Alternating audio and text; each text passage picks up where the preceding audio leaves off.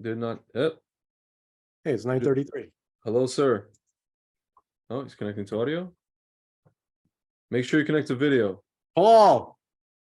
Oh, Yes, gentlemen. Hello, gentlemen. How are we doing good this evening. evening? It's good to talk to you. We're Would happy. you like to go on video? I can't at the moment because I'm in a very dark spot. So Oh, all you okay. will see is a shadow or Mm. I mean I could do it for you to see what it would look like. But I Yeah, think let's would do be- it. Yeah, let's do the. Oh wow. I don't know. It's kind of cool. Yeah, looks like It's- you're hunting for UAPs. Yeah. Yes, I am. Actually, You look like Juano Savan. Juan 07. I am looking over I like the my way better. Juano Savan. It sounds fancier. Savant. Juano Savant. I'm Yeah. a savant. That's right. So what's new and exciting? So I've been observing your adventures Yes. on Facebook. Yes. And there's a lot of ups and downs. It's quite the emotional roller coaster.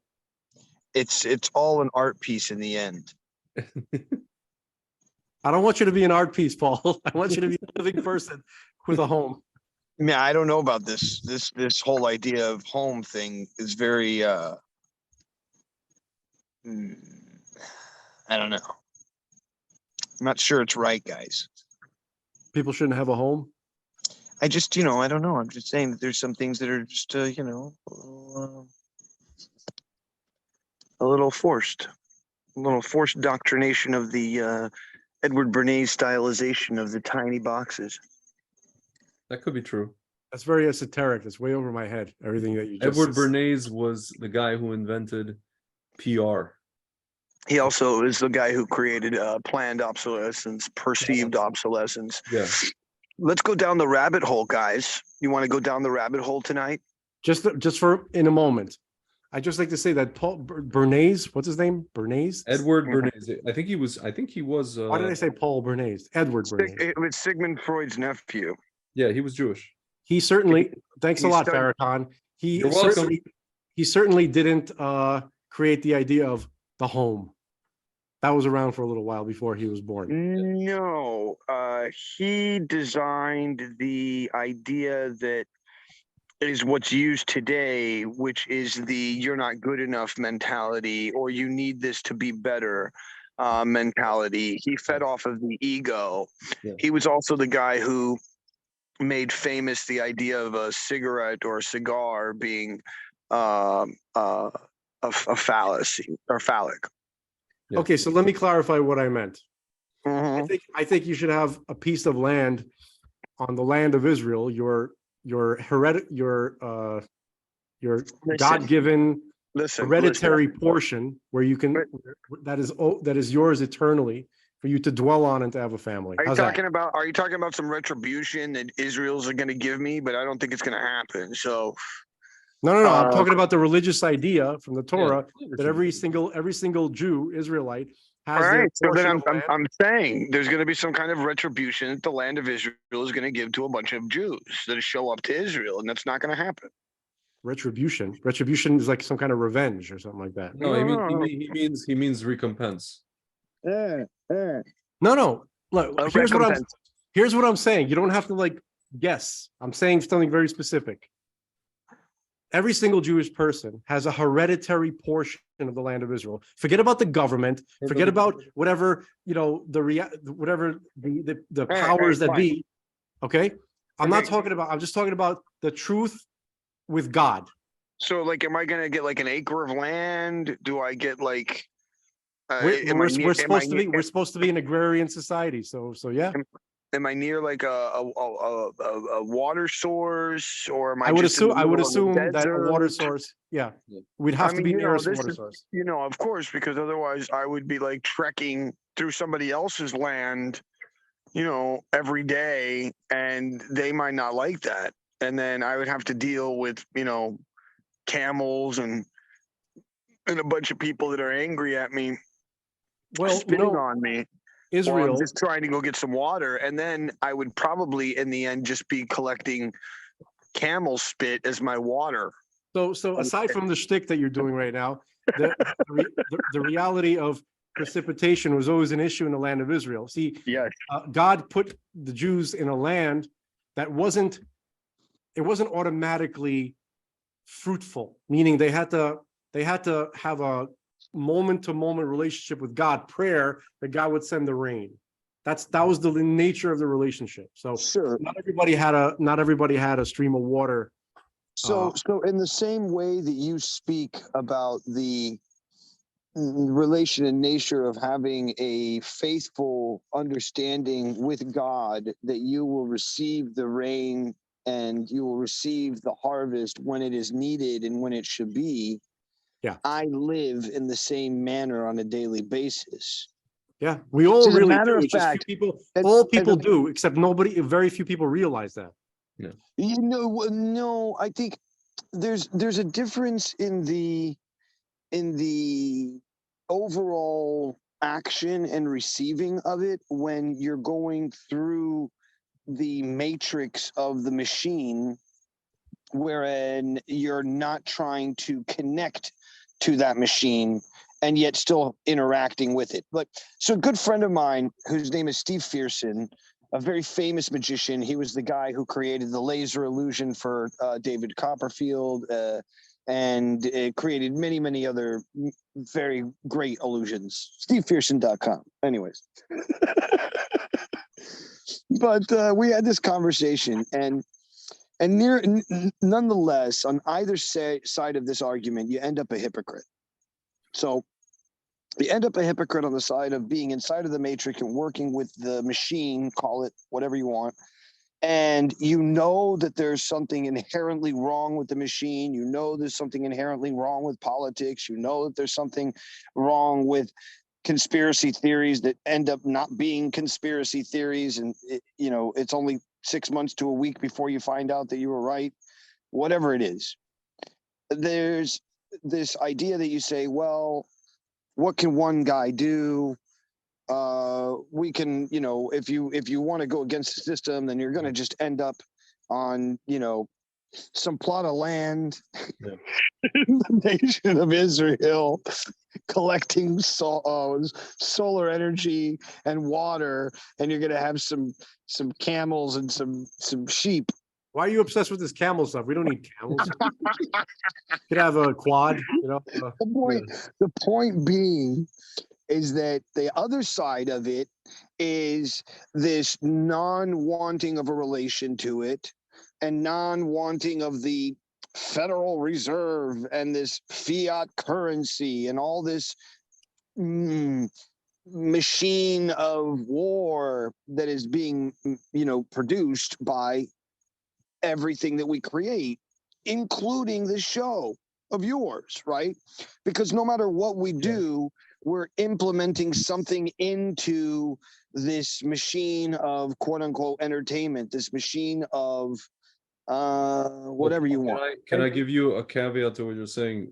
Sure. What we're doing, like you were involved in this as well. And I'm involved in it too. No, This is meaning my in point. terms of what we're I totally disagree with you. we are basically transcending the whole thing by actually using it, and we're doing basically the reverse of what Bilam was, Right. we're reversing Bilam's. So okay, so you're the white dot within the yang of the yin yang. Great.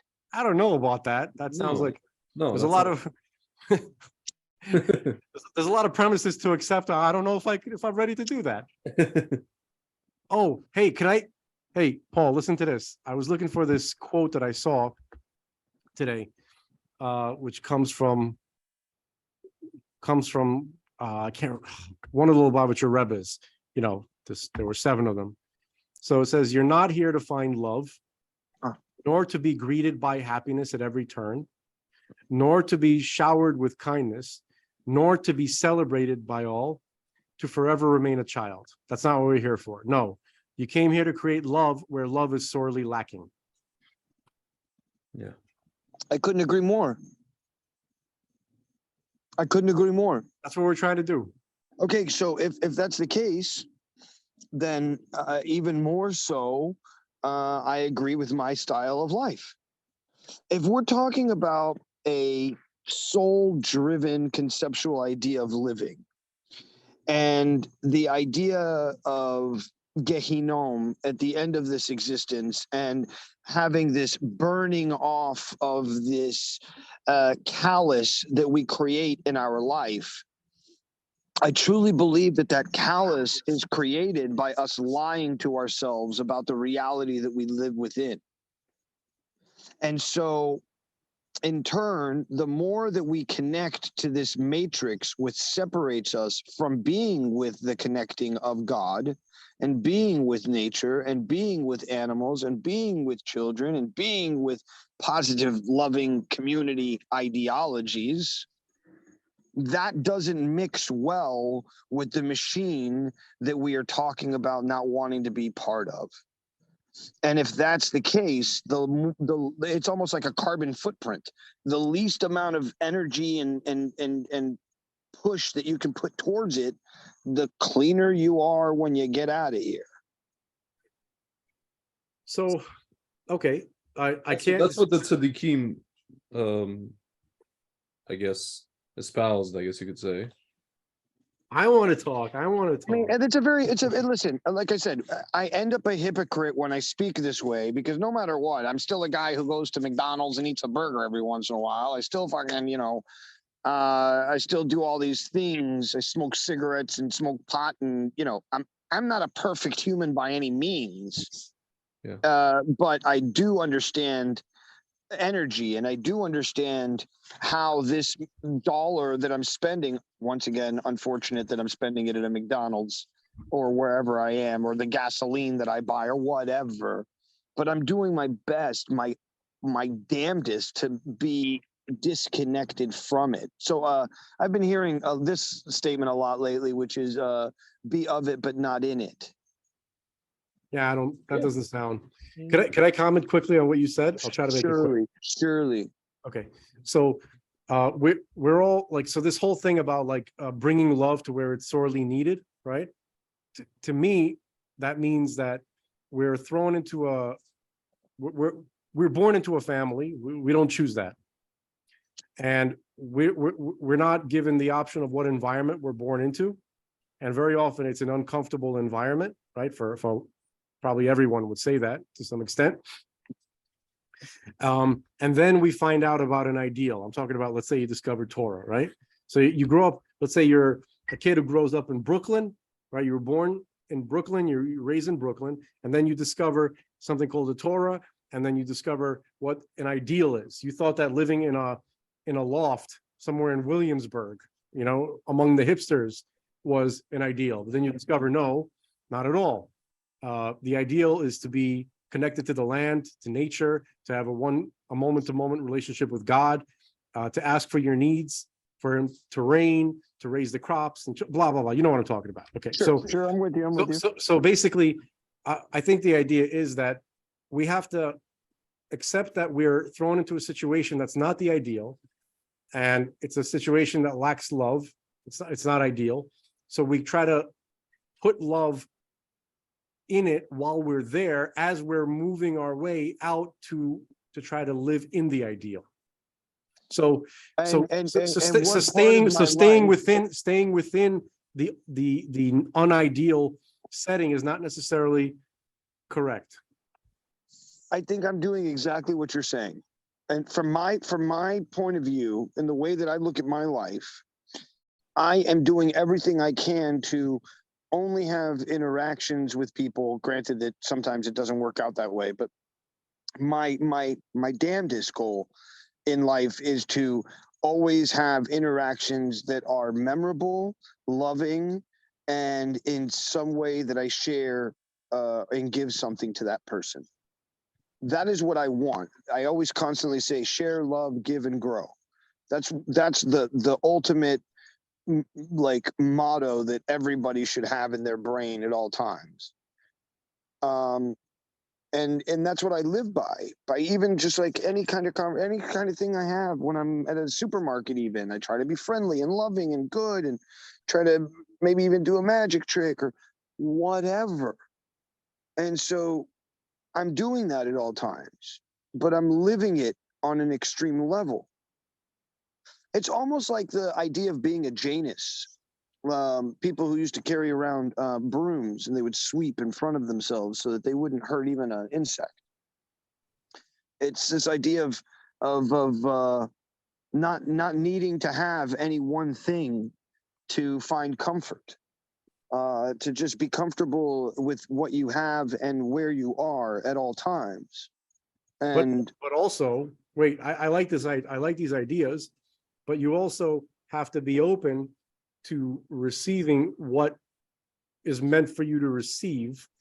And the metaphor would be like to hold out your cup to see what God fills it with, right? It's a metaphor. I hold out my cup all the time on the I internet. don't mean literally. I mean as a metaphor, which means how do you I'm- know?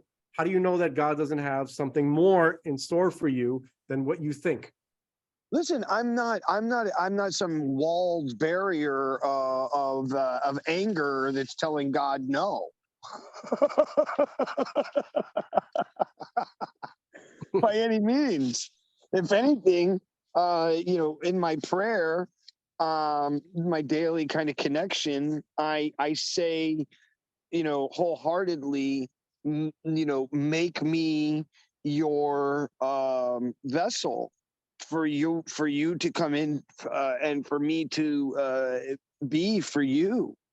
I want whatever it is that you want me to be, and I want to be that thing in the best way possible. Like, for instance, today I was on the highway. I was on the way to a meeting. A woman on the side of the road couldn't figure out tires, what I thought. So I pulled off to the side of the road in the middle of the highway, ran back to her, fixed her trunk, and sent her on her way. Not at any point in time throughout that entire thing did I think I was going to make money or get a date or any of the ideas that might go through my mind. The only thing that went through my mind is a story my mom told me when I was a kid, which was she was on this very crazy road, and it was nighttime and it was raining and it was thunder. She had a flat tire, and some guy came up, tapped on the window. She rolled it down barely. She was scared. She didn't speak a lot of English at the time. And he said, pop the trunk. And she popped the trunk, and he changed the tire in the middle of the rain, tapped on her window, said, okay, and then sent her on her way and never said a word to her. Other than those like words that, hey, it's okay, you're fine, have a good day. And then he just got back in his car and left. And there's just something about that kind of idea of giving without any need of retribution, of any kind of return for what you did. Yeah. Just doing it because I'm already here. And the idea is that you're there and there's a million cars that have passed by and they must be in a real hurry for something. So me, guy that doesn't have any plans or anything to do, I guess that's my cue. And then that reminds me of this other story. Hold on, because I'm going to kind of tie a bow with everything that you just said about wanting the universe to give to you, and then also you doing all these other things which kind of take you away from it. So not the universe. No. God, the universe, that which is the whole thing. No, the whole thing. The universe is a creation, a tool of the creation of the creator. I understand that. I understand that. I'm just bear with me here. I'm bearing. So there's this girl I know, beautiful woman. Her name is Leilani. She lives in Hawaii now, but sounds hot. She's really, really cool girl. Yeah, beautiful girl. She just did a movie, I think, recently, or a TV show recently. Really, really nice girl. And she said to me, Paul, I'm having this problem. So what's that? She's like, I had this plan to go to this place. And I even set myself up early to get there. And I even left like an hour or an hour and a half early. An hour early. So I had an hour and a half to get there, whatever it was. The point is that she gets there. She ends up being late. And I said, how'd you end up being late if you had like an hour of time to get there? And she goes, well, on the way there was a car that was broken down. So I helped the person. And on the way there was this woman who needed to help across the street. And then I forgot that I had to buy something, so I had to go to the store. And then I finally made it to this place. And she goes, you see, God was throwing all these things in front of me. And so I had to do these things that God threw at me. And I said, well, you know, it's not that God isn't putting things in front of you. It's God's putting choices in front of you, and you're choosing to do the things that you believe God is putting in front of you instead of the thing that you chose for yourself to do at the beginning of the entire event. So that's why you didn't go to the thing. Not because God threw all these things in front of you, but because you chose to do the things that you thought that God threw in front of you. And you ended up being late to the event that you needed to be at. Whereas you could have just gone to the event, and these other things would have more than likely fixed themselves or would have worked out without you being there. And so to tie this all into a little ball and to a little bow and put myself into the puzzle as well, I can totally understand where you're coming from, that I am doing exactly what she's saying, which is I'm just bouncing from thing to thing and never reaching the ultimate goal of whatever it is that I'm supposed to be doing. I get it. Yet at the other same time, I've had so many people in my life and so many situations where people have written to me or said something to the paraphrase of, because of the life that you live and because of the words that you've said to me, I didn't kill myself. And I've had more than one person say that to me. I have a really crazy story where when I was in yeshiva in Israel, I was in the Rova, right in front of the little meat falafel place, across right where the new dome is, like catty corner to that. So there was this time of year, and I don't remember exactly what it's called, but you're not supposed to be playing music. And I didn't really know this, and I used to go out every day and just go and play in the Rova. And so I went out there and I started playing my music, and I'm just going at it. I mean, really going at it. And there's nobody there except for a homeless guy who's sitting exactly on the opposite side of the Rova and sitting on a square of rock that's like little benches that they're made right there. And he's crying and crying. And I'm looking at him and he's looking at me, and we're having this fucking moment. And then some guy comes up to me and he says, hey man, you're not supposed to be playing today. Please stop playing. You know, I'll even give you money just to stop playing. The guy gave me like 200 shekels. I was like, dude, that's pretty good. That's $50. I'm out. 2 weeks, 3 weeks later, a guy, beautiful looking man in a suit with his daughter and his wife and another child in tow comes up to me. And he's like, you're never going to remember who I am. And I was like, yo, you're the homeless guy from across the fucking thing on the day I wasn't supposed to play music. He's like, yeah, that's me. And I wanted you to meet my family because I almost didn't have them anymore.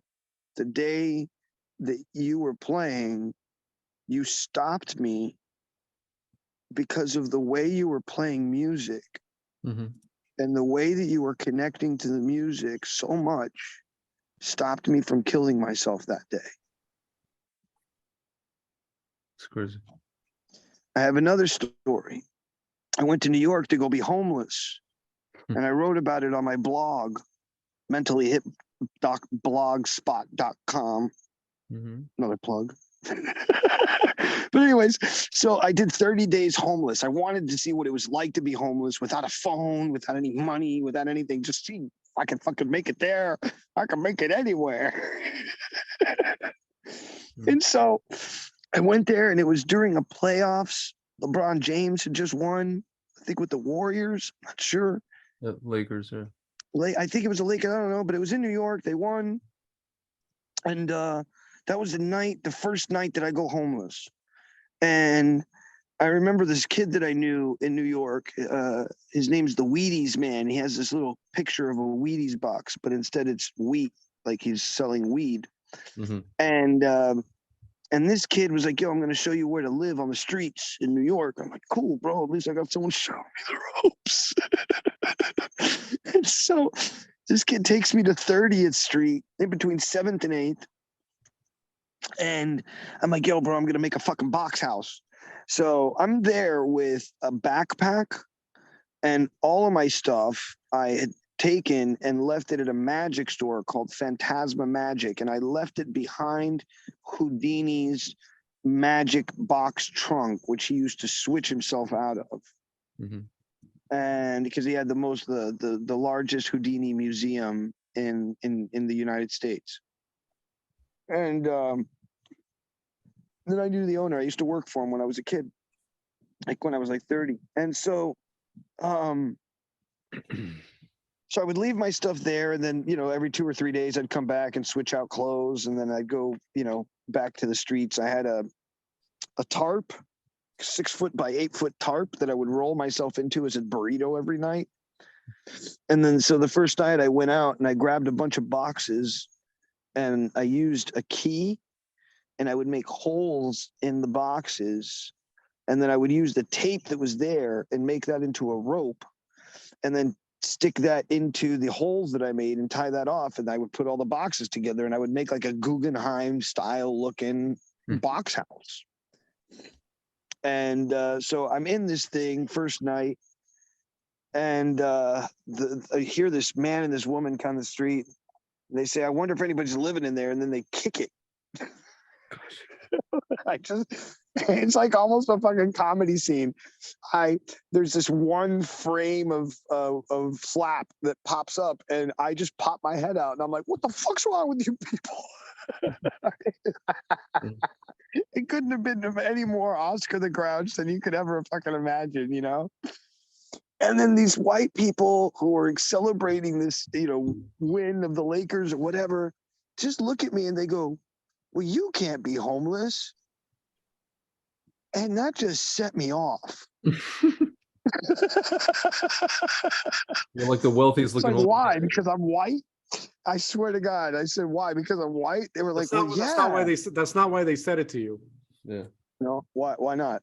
Because you can always, because you chose to be homeless for 30 days, like Laurence Olivier researching a role for a movie. Yeah. And you could always tell a person who is willingly homeless or Yeah. somebody who is, they have no choice. They're literally homeless. Maybe, I don't know. Maybe it was my first night. Anyways, the guy didn't believe me. He steals my ID. I break open the box Hulk style. The fucking Guggenheim goes to shit. Wait a minute. How did he steal your ID? What happened? I don't get it. Yeah, because we started getting into an argument about whether or not. Moose, chill out. Be nice. Be nice. Sorry. Yeah, I know. I just don't want him to bark. Sorry about that, guys. Sorry. He had an argument about me, whether I was homeless or not, where I was from, this and the other. So I pulled out my ID. He takes it from me and I just go ballistic even more. Of course, once again, destroying the house in one fell swoop as I stand up and everything goes to shit. And he's freaking out. His wife is freaking out. I take my ID back. Sorry, hold on. Moose, come here. Moose. He wants to be a For guest. the folks at home, he doesn't actually have a moose. That's a dog named Moose. I was confused A about dog that. that looks the opposite of a. Thank you, guys. opposite of a moose. I thought you actually had a moose at one point, Stop. which would be awesome. If you had a moose, nobody would mess with you. No, dude, I know. But I do, and nobody messes with me already. So, Okay, good. So back to the story. So they freak out. I take the ID back. That's the end of the engagement.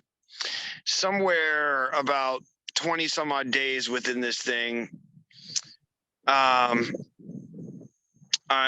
just finishing shooting a possible taping for CBS for the executive producer who worked with Jimmy Fallon. My friend was a director who had worked with him many times. His name is Patrick. And Patrick and I had met because my ex-girlfriend, when I was 30, was doing a music video, and the guy that was supposed to show up that day didn't show up, and I ended up showing up, and me and Patrick stayed friends over the years. Mhm. I leave his house.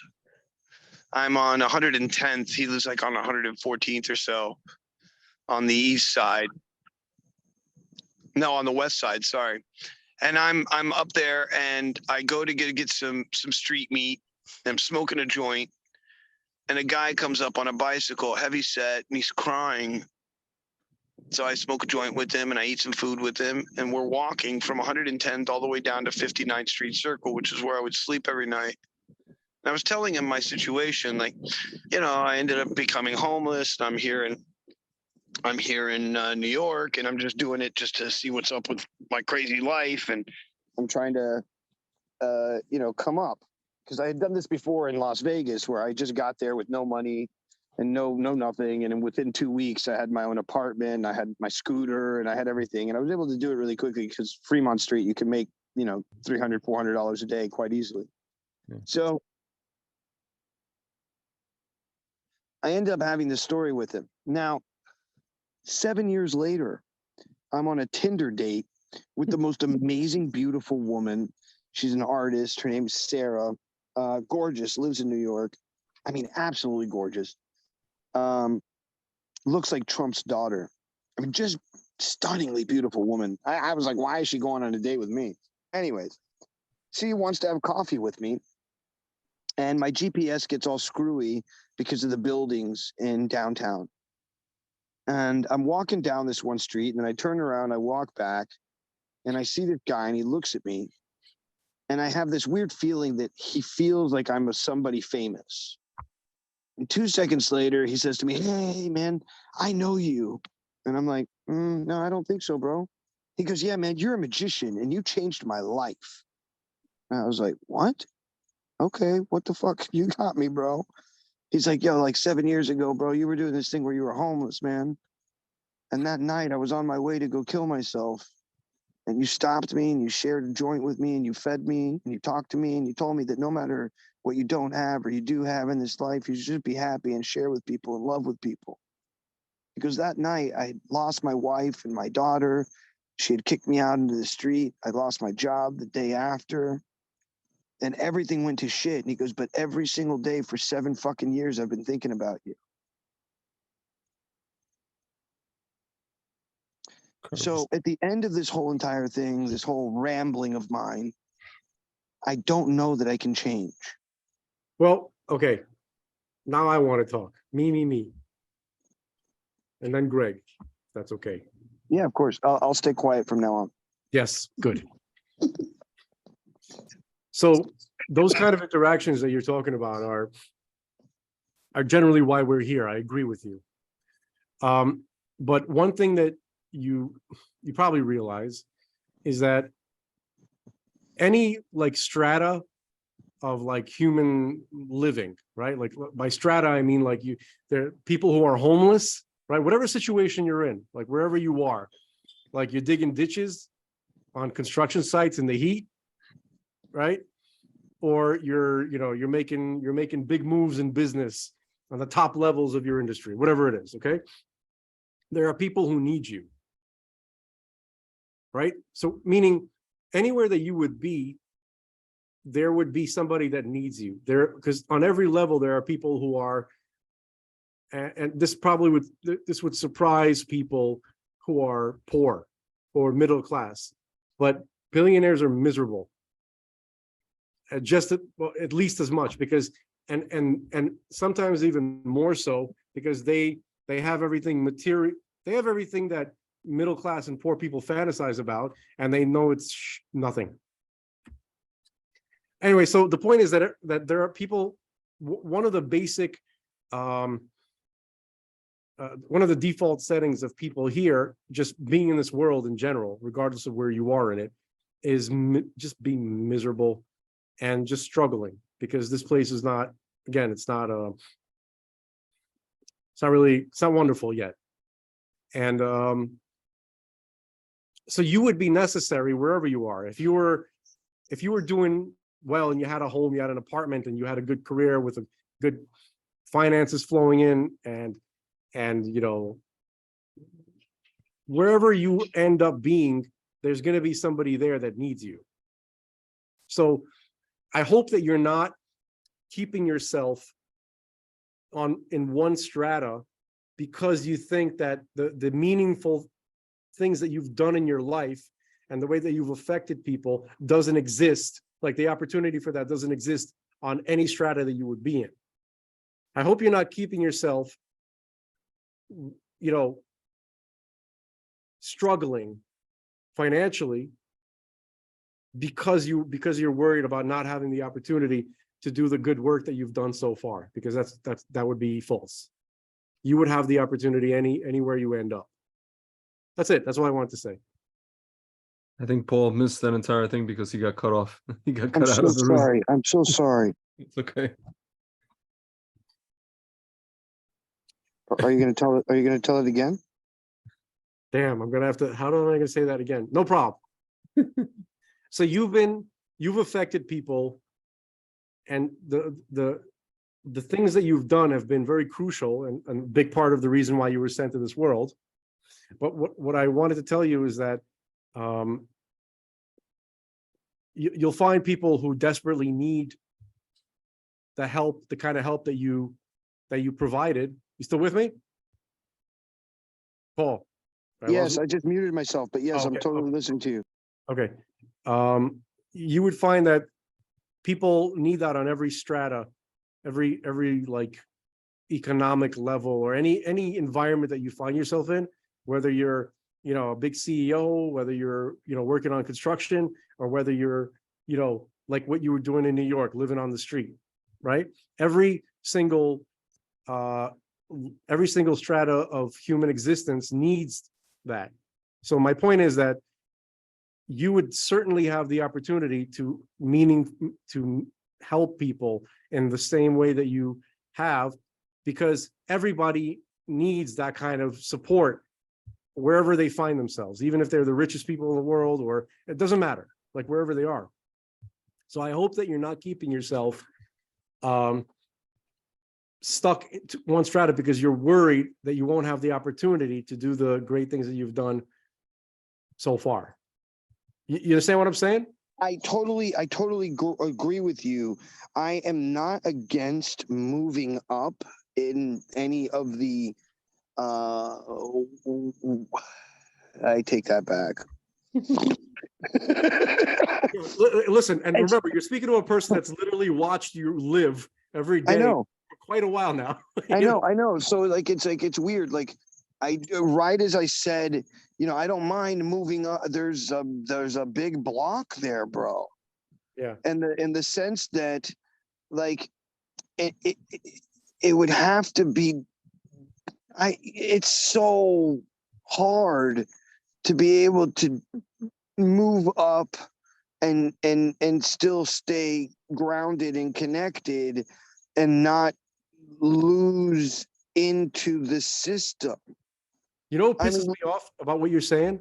Because you're more Lou Reed than Lou Reed. I love you, bro. I love you, bro. Because Lou Reed wasn't even Lou Reed. He had that attitude, but he was successful. He's rich. Right, exactly. Which is totally against the concept of what Lou Reed is all about, in the end, right? What we're talking about. Yeah, they're all sellouts, these guys. Right. Well, look, listen, a lot of people will say, and not that I'm trying to put in other religions here, but Jesus used to have a guy who had a bag with gold and silver in it. So it wasn't like Jesus was poor either, right? So did he really? I didn't know he had it. Okay. There was a person that was basically a banker that whenever he needed something or he needed to pay for something, the concept was that he himself didn't want to touch the money. Listen, just like tzaddikim, they have tons of money, and not that they're like materialistic people. And then there's also this other idea which I've heard, which is I feel blasphemous on some level, which is like dependent upon where you are spiritually is how much money you'll have. And I'm like, whoa, that's fucking dirty, bro. Don't say such things because but I've heard people say that like your spiritual level, and these are a lot of the guru types. Okay. You know what I mean? So I just wanted to Paul, quickly, I'm not going to talk for long. I just wanted to so money and resources are necessary primarily, like God gives those things. Like he created the currency of life. Like Like, you need certain stuff like this. God created this whole Frank. situation. Hold on. Hold on. Let me just say one thing. No. Wait, dude. Find let me a sponsor. I'll do my gig. My gig, the only thing I want in life, and it's very simple. It's a very simple gig. I want to travel around the world and do magic in second and third world countries, meeting and eating awesome people. That's it. And not eating people, but eating the food that awesome people make. So that's another huge like problem for several reasons. Number one, you're not here to do what you want to do. Okay. And also, and we have commandments, by the way. We are commanded to try to have a family and to try to have children. I've tried. No, we got to continue. The point is like, listen, I'm speaking kind of like in principle. All right, I'm going to stop, Frank. I'll stop. I'll listen. I'm speaking in principle. God said, let's just say hypothetically, if God said, I command you to go play miniature golf. So you're very, very far away from a miniature golf. You're on another planet with no miniature golf. So you got to figure out a way to get to another. You may never figure out how to get off that planet and go to planet miniature golf, but since God commanded you, you got to try to do that with your last drop of strength and the last breath in your lungs. This is the ideal principle. So it's not for you. Nobody's saying God wants you to say, I want you to have a family. You're going to enjoy it. In fact, that would be false. Because very often it's not enjoyable. It's more of a headache than anything. Sometimes it's wonderful, but a lot of times it's a headache. But it's not for you. It's God's need. Okay, so right. So what says you that my life is in God's need? No, because God. If I've been so blessed the entire time, and I've also blessed others the entire time in the life that I've led, what say you? Who say anyone? That I'm not on the path that I'm supposed to be on. Why? I'll tell you why. Okay. Again, this is just my opinion. I'm not. I don't speak in decrees. Yeah. Cool. But I believe that there is a document which was delivered by God to millions of people 3,335 years ago. I have reasons to believe why that document is real. And in that document, it says, I command you to have a family and to have a home. And I've tried to have a family, and I've tried to marry a Jewish woman. I've tried. So you got to keep trying. Listen. I'm not trying. Paul, can I tell you something? Only looking for Jewish women, man. Paul, can I tell you something? Do you have any idea how? It's not easy. We know it's not easy. How damn near impossible of a task it is in the year 2023, 5783 for men like us who are like quasi old school mentality. I say this quasi. Don't compare yourself to Paul. No, I'm not comparing myself to Paul. Paul can pull bad bitches. I'm just trying to say. No, my point is not comparison. My point is that it's despite the fact that we are in one of the most difficult environments, which has been fomented by people who want to control the population. By the way, even in the Jewish world, we have to keep going. We must keep going. Man, I mean, if that's the case, dude, I'm with you, man. Believe me. I can Genghis Khan this thing if you'd like me to do. No, I can straight Genghis Khan the Jewish race. I mean, I don't know what Genghis Khan means in your. It means he's going to have 1,000 different Jewish wives and create an entire new. That's more like Shlomo Melech. With Paul as the patriarch. That's more like King Solomon. So no, I don't know if you know this, but I think like 1 out of every 8 people in the world is related to Genghis Khan. In Asia, I heard that. No, in the world. Yeah, some way somehow. In the world. Some way somehow. Ask Mike Tyson. Ask Mike Tyson. He'll tell you he's the biggest Genghis Khan scholar there is in the world. Yeah, I'm sure he is. I'm a Genghis Khan expert. I know everything there is to know about the Khan. Remember Conan? Remember in the beginning of Conan the Barbarian, they got some kind of thing from Genghis Khan, where they sent he was a slave and then he was a gladiator and then they sent him to train with the masters of war in the East, meaning the samurais or whatever the samurais were 10,000 years ago. It says, by the way, 0.5% of the world is descended from Genghis. 0.5%. I don't know. This sounds far fetched, but anyway. So listen. And then the guy may have had a lot of sex. so His listen, life was sex. so basically, what was it? It was like when he was receiving all his war training, they're also teaching him philosophy, martial philosophy. So there's a scene where they're sitting there and the teacher's like, he asked another one of the students, he's like, he goes, Fang, what is best? He's like, riding on the step with the wind in your hair. He goes, no. And then he's like, Conan, what is best? And he's like, Yeah. he goes, routing your enemies, destroying them, and hearing the lamentation of their women. You know what I mean? Yeah. That's like they got that from Genghis Khan. That's You can't have a character say that today. Well, I mean, you could. You just you wouldn't could, get but it anywhere. yeah. hearing the They lamentation. say they say that you can't do blackface today. But then again, how old is Thunder? What's it called? Tropic Thunder. How old is that movie? It's Yeah, not that 10, old. 10 years, but look how much it changed in 10 years or Yeah, 10 it's years. true. What about old Jewish man face like Eddie Murphy did? Yeah, can't do that. Well, actually, yeah, today you probably could because nobody. No, cares. that you can do. You can do as much as you want, no problem. Like, nobody gives a shit about that. That's fine. But let's since you brought it up briefly, let's talk about eugenics and talk about the American Eugenics Society and its connection to We call them the Gnostic Germany fruitcakes. and Operation Paperclip. And Yeah, we've spoken about that Yeah. at length, Paul. We've cool.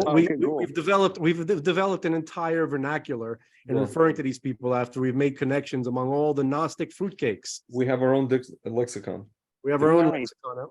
Okay, with the you guys are Tulis, dope. that was Project Paper. Basically, we were reading a book called To Eliminate the Opiate, right? Written by Rabbi Marvin Antelman, who studied this in depth. He wanted to see who these he was from Boston in the 60s, and he saw like the Marxist, the militant black movements, like black liberation movements, and he wanted to know, why are all these secular Jews financing them and protecting them in court? And in the course of his investigations, he found out that the Marxists and the communists and the Nazis and the eugenicists of America, they're all part of an umbrella group of Gnostic cults, which essentially they're all followers of Plato's Republic. They wanted to establish Plato's Republic with Aristotelian ideas mixed in and some other stuff, and they always practice Gnostic religions. Yep. Have you listened to a lot of Whitney Webb? No, never heard. So she's just recently, and I hope I'm talking about the right girl. I want to make sure. I'm gonna go look it up really quickly because I want to make sure it's her. I don't know. Where are you staying? Currently, I'm at my uncle's house in Miami. Awesome. But we've had a really good turnaround within our relationship over the last 2-3 months. It's been very weird, but very cool. He has awoken, is the best way I can explain it. He's now coming to me, talking to me about conspiracy theories, talking to me about how 9/11 was an inside job. I mean, shit that I've been saying for 20 fucking years. I mean, I've got pictures with me and Alex Jones, 9/11 was an inside job, What was the thing? What was the thing that got what happened with him that he? You know what? Honestly, I think it was the pandemic, and then him keeping up with the pandemic, and also seeing all the fallacy of everything, of how everything was just lies. It was like 1 minute it was this, and the next minute was that, the next minute was this, and he's not a stupid man by any means. He's been an engineer. He worked for Hewlett Packard for 32 years, had his own business for 7. Smart guy, has been a stamp collector for years, can see things, details very well. You know what I mean? And shit didn't mix for him. That's the best way to say it, man. Things didn't mix. And he started running down rabbit holes. And now he's starting to see the documentaries, he's watching Zeitgeist and The Corporation. And have you guys seen that documentary called The Corporation? Yes. But you should show him died suddenly. Did you see that? Which one? Died suddenly. No. I'd probably go with pandemic. Yeah. Yeah, Well, I think he saw Plandemic. I think that was probably maybe also a tipping point for him where, and I think he might have also, because he's a Democrat, bro. This guy's full on, you know. And I expressed to him, yeah. Paul, can I tell you something? They just did a survey. Rasmussen did a poll. How many people? They did it according to Democrat, Republican, and Independent. How many? What is the percentage of people that suspected that someone they know, their relative or friend, like died or was injured by the vaccine? They came up with number 28% of Americans suspect that. Even if you chop that in half, let's say it's 14% or whatever it is. yeah, You're talking about like 30 something million people, yeah. like plots, man. And so the number is even across the board about this is not, Democrat, Republican, Independent. Bro, we really And this is what I've been saying a lot, and I do believe it was Whitney Webb, by the way. And anyway, she's a 30-year-old. She was actually supposed to be a professor, and she started to write about this guy Epstein. And she starts getting into all of the back end, all of the people that are connected, Khashoggi, Ghislaine Maxwell's father, Robert Maxwell, and just the intricacies of the people that were involved and what was really going on and how Khashoggi had his own boat and what he was doing. And then, so she says in the end that she believes that this guy's only like a lower middle level kind of guy within the thing. And another thing that she brought up was that during the, I think it was 40s and 50s, the FBI wanted more information on what was going on the docks in New York and in Chicago, I think, something to this effect. And they made a deal with the CIA or the FBI so that and they made a deal with the mafia at the time. And she says that from that point, it was this infection into the government. And now there really is no difference between one and the other. And they're pretty much hand in hand, walking down the street, shooting people and doing whatever the fuck they want. I mean, look at what they've done with Julian Assange alone. If you look at the case that they're building up against him, they're stopping in the future from anyone ever becoming a whistleblower again and being able to go to any media source to be able to give them documents that they feel need to be as a whistleblower. Because that's what this whole case is against Julian Assange, is that he printed the stuff. And so in turn, he's just as culpable. But that's only for people that's in the military, that are in the military or that are part of the government when you look at the actual documents.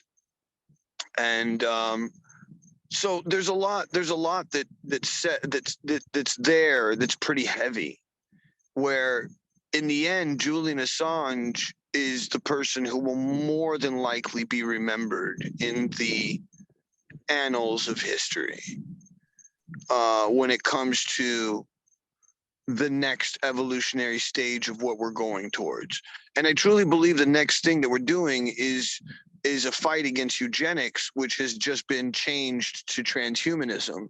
Mm-hmm. Which is, transgender goes to transhumanism, all the way to genetically modified nano babies ready for the hive. And it just takes a while to get there. That's all. How long is dependent upon how much we manipulate the social norm and the social consciousness. And so that's like, going back to just even the 1950s to now, and watching the degradation of media and the way that, Paul, like, for instance, like there's a great comedian right now. He's making fun of how Wet Ass Pussy was number one during the exact same time when the woke public were saying that they didn't want to play on the radio, Baby It's Cold Outside. Yeah. Yeah. At the exact same time that song Right. is number one, right? Yeah, it's the ultimate in cognitive dissonance. Yeah. Exactly. Control. Right. And that's where this control lies. It's all in that cognitive dissonance. Once again, I'm going to say it going back to the fucking machine. Yeah. And so I don't want to be part of that machine. Even if I'm still making the best TV show in the world and I'm being the coolest guy in the world, I'm still part of the machine. I'm still killing the planet. I'm still raping children in Africa. I'm still fucking a kid in India. I'm still screwing a kid in China. I'm still, just so I can have the t-shirt, the shirt, and the shoes that I'm wearing. And it's not cool. That's not true. Yes, it is true. It's Yes, it is true. No, it's not. We can go back and forth like this all day, or you can let me just alone with the rare metals that we have in our phone. No. Go right now and look at what they're doing in India. Look at the mass amounts of people. Joe Rogan just had a guy on who showed it, and he said it right there and then. He's like, look, they can say whatever they want, but there are thousands upon thousands of people a day, up to 30 to 35, 40,000 people a day that are digging in the ground with their hands and their feet to grab any kind of rare metal so that we can have cell phones. So just that alone, let alone what we're doing to the ocean, let alone what we're doing to the fish, the amount of plastics that are in fish. Okay, It's all based on the system. It's all based on the machine. Okay, Paul, you've explained your view. Can I let's listen to something else for a second. Okay. You didn't rape anyone? I did. Listen. I did by being No, you're supposed to let me talk now. Okay. You didn't rape anyone, you didn't kill anyone, you didn't force anyone to anything. A phone, right? We were all sent into this system, which I'm not in support of. I agree that it's toxic. I agree that it needs to change, that it needs to completely be removed in the way that it's operating right now. Okay. To have a slave population producing goods for another segment of the population, only to have it reversed soon enough. Like we could see that it's happening right now, that the main white collar jobs are going to India, right? And all those opportunities are going to India, while Americans are dying from fentanyl poisoning by the tens of thousands all the time. Okay, so I'm not saying that it's one side is benefiting the other. It's going to go back and forth like that, because the people who are controlling this machine are they're Nazi fruitcakes. Okay, so my point is that that there's no way that we have to function. Again, God threw us into this situation, into an evil world, right? So we have to function within it. We are forced to have a cell phone. Most people are in a situation where they have to. They're forced to have internet connection because they need it for their job. We're forced to have social media because right. So my point is that I'm not in support of it, but since we're forced into doing it, you didn't create the situation that you're forced into, is what I'm saying. Stop saying that. Okay. So I'm not saying that I started using it. A cell phone? We didn't start the fire. Hold on. But we did join it. We didn't join it. Add to it. No, you didn't join it. Listen. If you want to stop the stuff that's happening to people in India, I do too. Let's both agree on that. The question is how. You think that by not having a cell phone and completely not buying it, like that's going to make a difference to anyone. It's not, because the majority of people aren't going to do that. You're not going to inspire, by you not doing it, you're not going to inspire 1 billion people to not do it, which is what needs to happen to stop the kids from digging in the ground, right? Pulling out metal. Right. So what that means then is Kali Yuga, man. Just ride the wave, bro. Just go along with it. That's what you're saying. No, you didn't allow me to say what I'm saying. Okay, go ahead. Because that's what it sounds like. I didn't say that at all. Well, I didn't get a chance to say it. All I said so far was We both agree that there's a problem, and you think that there's one way to solve it. I don't think that's going to work. And I don't know exactly what the solution is, but when I think about it all the time, I know that it has something to do with infecting the system from within. by using it. Yeah. Yeah. Because also, This is what we're trying to do. also, I have to keep my child alive, right? I Yeah. can't keep my child alive without a cell phone and without an internet connection. This is the Frank. And this Baruch is the Hashem, we just got our dilemma. Hence, we become hypocrites subscriber. on either No, side. I'm not a hypocrite. I don't agree with you, Paul. We don't become hypocrites.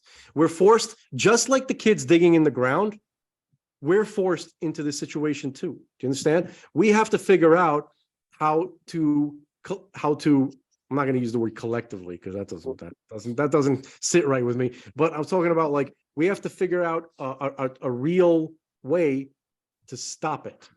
Okay. But I mean, that is the real It has way. to be no. So here's what I'm proposing and it's not a specific thing, but it has to be a cultural campaign. Yep. The only way to do a cultural campaign is to use social media and technology. Yeah, no, listen, I'm not, you're, okay. I maybe I have been misaligned in the way that I communicated the ideology. I don't want to Fight Club, destroy the banks and see the buildings burn. I want to grab the helm and turn it 15 degrees to the right. Okay. And in turn, and in doing so, it's a shift. Like you said, it's a cultural shift. I'm saddened that we are in a place in humanity where we have the ability to know that Michael Jackson died in 30 seconds, yet at the same time, we don't have the ability to all turn on a video or have the seconds to listen to, hey, bro, let's all stop. Let's turn this off for 3.2 seconds. And you'll see that by turning it off and not being involved and by not being and by connecting to your community and by connecting to your neighbor and by helping everyone around you, everyone helping everyone all of a sudden is a totally different world in a heartbeat. But instead of this idea of I have to have a cell phone because I have to pay the bills to feed my child, what if, and it's already happening anyways, look at what's going on with the government. Paper money's gone in the next year to 2 years tops. The Fed doesn't want to pay for building and making paper money anymore. And so they create this whole FTX scam thing so that people get the up and the down, the cognitive dissonance, so that when they do it, look, they already have, well, I think it's 13 or 20 of the biggest corporations already using a digital currency to start spending money on stocks. They already did it. It already started. So they're already involved. They're already going to do it. How much longer before people like you, me, and Svi are no longer able to make anything because the system, the machine that we've been pushing along because we have to, because we're in a situation, because of whatever. Once again, all of these things that you say, in my opinion, are Stockholm syndrome, slave mentality wording. Okay, allow me to respond. What it feels like. Allow me to respond, please. Done. I'm not pushing the machine along. Okay, I'm familiar with what you're talking about, and I understand that it's not going to continue, that they're trying to kill us. I've been dealing with that for almost 3 years now. I understand. I'm fully aware, much more than you can realize, how they're literally trying to kill us. Okay, not even forget about, like, just economically, slowly grudging along, making us part of a matrix. That was already in the past. Now they're done with us. I understand what you're talking about. So what I'm saying is that while we're forced into the situation, we can try to reach out to people as much as possible and talk to them and beg them to, to listen to a couple of things that are going on right now and then stop complying. That's what we're trying. That's what this show is about. We're trying to. We have a couple of my very simple life. things. We're trying to get people to stop complying. We have to Hence my use. life. Okay, so hold on. Okay, so that's what we're attempting to do. Okay, we're just using the stuff that we were forced into. We didn't make it, and we're not participating. We were thrown into this too, just like the kids digging in the ground. Okay, because they're digging in the ground because they want to eat. You're using a cell phone because you got to eat. We're all stuck in the same shit. We're all slaves, just on different, on different levels of, temporarily on different levels of comfort. But they're trying to kill us all anyway. Okay, so especially the more comfortable slaves, they're trying to kill us. The kids digging in India, they might be around for a little bit longer because they still need more metal for their whatever the hell their technocracy, whatever the hell they're talking about. Okay, so I agree with you with that. I'm just saying that like we're forced into this machine anyway, and that's the only tool we have to fight the machine. Okay, that we don't have anything else to work with. And also just remember, the people that are orchestrating this, however clever they are, and however Machiavellian they are, they forget something. They're humans. As much as they want to be trans this and trans that, they're just fucking people. They really are. Okay. Now, they're being temporarily, I believe, guided by things that are not human. Okay. But those things ultimately, now you're crossing over into the spiritual side of this, which is the only side that matters. So you have to understand that if we forget about the ultimate reality, which is God's running this whole show. And we know the end goal that God has. We know that. And we know that doesn't match up with the fruitcakes are doing, with the Gnostic fruitcakes, are the ones who are trying to kill us. So we know that it's not we know that their whole plan is not going to work. We know that. The question is, the only question is how's God going to thwart it? What's it going to look like? Meanwhile, while we're waiting to see that, we have to use the machine of the fruitcakes to fight them in the sense of getting people to not comply with them. It's actually pretty straightforward notion. It's not very complicated. I think it's a positive view. I think it's the most realistic one.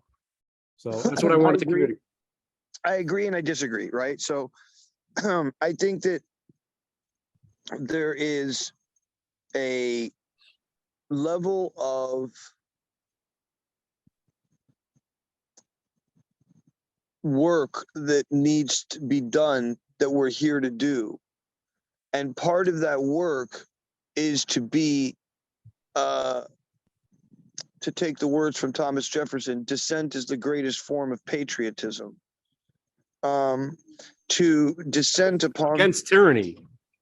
No, it's dissent against patriotism is the quote. And the reason that he says this is because he's talking about the idea of having less government within the country, right? So that it's all about you doing it for yourself. For instance, most of the things that are businesses within the United States that are services are things that you can do for yourself that the government has in place on some level.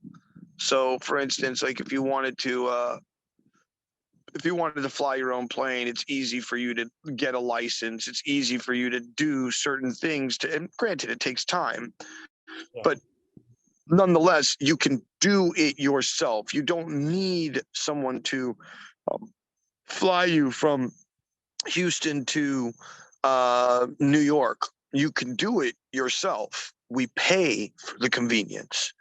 And in turn, people create businesses around convenience on the things that we could be doing for ourselves. And I say that over and over again because I feel as though on some level, we're waiting for Mashiach when we are Mashiach. And we're not being Mashiach. And Mashiach wouldn't stand for this system. Mashiach wouldn't even walk anywhere near the system. The real truth and light, God, creator, beauty, thing, whatever you want to call it, wouldn't come anywhere near it and would spit upon the ground of anyone that walked towards it. And so I think that we should all be fucking crazy and living like me. Because if we all did it, this thing would turn around real quick, because the people who are the ones who are operating in the system that want it to keep going are far less than the ones that are the hippies that would run to the fucking woods. Okay, that's And one. then those people would easily be known and known who they are. And then once we know who they are for real, those people can be put into cages or cells or rehabilitated in some manner to where they can become healthy individuals that don't want to murder, cheat, steal, and rape people. Okay, hold on. Now, well, I was gonna say let's give Svi a chance, my friend Greg a chance to talk, but forget it. Just listen. Just sit there and listen. Just kidding. But I was going to say that that's one method. We can do what you just said. Or here's another one. If you accept the premise that God communicated his will to the world by giving the Torah, this is only for people who accept that premise, because otherwise it wouldn't make sense to. But I'm a person that accepts that premise. So if that's the case, which I think it is, it would probably be better, regardless of what it looks like in the world, regardless of whether we can see it working or not. It would make the most sense to try to do what it says in the Torah, all the commandments, regardless of whether or not we see how they affect the world, because by doing the will of the sustainer of existence, the one who keeps it going, like existence, I mean, at every moment, right? Who can change the situation in a snap, it would probably be better to have as many people as possible doing that. And it's sort of like a leap of consciousness over all the turbulence that we see around us, everything that'll be going on, all the chaos politically and all that kind of stuff, to understand that above all of that, there's something that can and wants to intervene. And it created this whole world. It created free will temporarily, and for the purpose of choosing to do God's will in the midst of chaos. That's part of the test, and that's part of the reason why we were given free will. So that would seem to be a much more direct path to solving the problem and to having it resolved a little bit speedier. The more people who graduate from this level of consciousness and rise above it, and just understand that regardless of everything, that the way things appear right now, to do God's will is the way to solve the actual situation. And then comes. And I ask, my only question out of that is, show me where in the Torah it tells me that raising a family or going to a synagogue and fulfilling part of my 613 mitzvot during Shabbat and throughout the year, of the ones that I can, because I'm not a Cohen or I'm not a woman or whatever, right? But all of that, tell me where in those laws it says to me I should involve myself in creating more pain by being involved in the system. It doesn't. So what I'm saying here is that in the end, what we're talking about is we need to fucking get a farm, and we need to fucking get some solar equipment, and we need to get a fucking camel. Paul, can I tell you something? I actually agree with you, Paul. Paul, can I tell you something? That's my goal. Can I speak now for like a little bit? You notice, guys, I've been sitting here kind of watching. But not the camel. I'm sick of the camel thing. All right. Can I say just one thing? I'm going to say it's going to be very, very short. Something very, very short. Paul, since I've been religious, I've noticed something going on in the Orthodox community, and Frank again is going to accuse me of doing. I'm not going to say anything. I'm just going to sit here quietly. Okay, I'm going to speak my truth now. Not my truth. I'm going to speak the truth as I see it. I don't like a lot of the things that are going on in the Orthodox community, in particularly in cities, in big cities, or even in medium-sized cities. I don't. And since I've been quote unquote religious, which you met me, what, 10 years ago in Israel, Yep. Paul? Yep. I don't know if you noticed this. It's still my dream to go live somewhere on a moshav in one of these towns, as what I call hilltoppy as possible, as illegal as possible, as quasi-legal as possible, out somewhere in the Shomron or Yehuda, the hills of Judea and Samaria and Israel. Because that is, to me, that is living the Torah, that is living Judaism, that is what you kind of describe of, as much as possible, not feeding into this garbage machine. You know, these are people who live in like these towns that are outside of built up towns, who are, so to speak, you know, they get their electricity from a generator, which gets their electricity from a main town, but they're not really legally allowed to have it, but they do still are still allowed to have it. They get a bill from the government, but they're not really part of, under their thing. It's kind of quasi whatever. That's what I've wanted this entire time, but it doesn't, meaning I'm not absolved of mitzvahs, and I can do, ironically, when I'm out there, when I'm physically out there, the place that I just described to you, I could probably do way more mitzvot than I can in Flatbush. Why? Shemitah, Orla, every mitzvah of the land that I cannot do by definition. I cannot do it in Miami, Frank. I cannot do it in Brooklyn. I know, Greg. I know. I know. I'm just saying. Because you're put. Whatever. I'm stuck in Miami. I understand. No. I'm not talking about you. I'm talking about this. I'm not talking about you. I'm talking about you've been trying to get me to come to Miami for shidduchim. No. So, Japanese Hey, president. listen, before you keep going. My to first give you idea an was go to answer. Israel. Hold on, Greg. In Israel, I have a group of friends who I did a ton of ayahuasca with, and did a ton of. I knew this conversation would end up being a good ayahuasca. A beautiful family. They have a gorgeous website. They make music. They live on a farm. They make all of their clothing and they sell it online. They live in Karlbach. What is it called? Moshav Modin? No, it's near. Man, I don't remember exactly. Batayan? I don't remember exactly. It's near Tel Aviv, like 45 minutes away, up the coastline. Okay. Anyways. I know where this is. Okay, fine. So anyways, so Pardes Hana, probably. Yeah. they're all wearing white, and they're all fucking dope as fuck, and they're all fucking super soft and beautiful and loving, and it was like the most like fucking cherished thing I've ever seen in my life, and I wanted to live on that farm. Yeah. But when I was there, they weren't in the place where they had the ability to accept anyone, and now they are. Okay. So what I'm saying is, if you really wanted to do something like that, and you really wanted, I have an outlet for you to go there and go live that life tomorrow. Paul, I know tons, you and a bunch of other people who have that, there's so many So then options for people. Tissue. What? If that's what your story is, then go get it. Yeah. But what I'm saying to you is that it's something that exists. It's something that is open to you. No, it's open to you too. Yeah, it's for open sure. to any Jew who wants to go there and live that life. For sure. And it sounds like something you want. It's also open to non-Jews if they want to agree to live as a.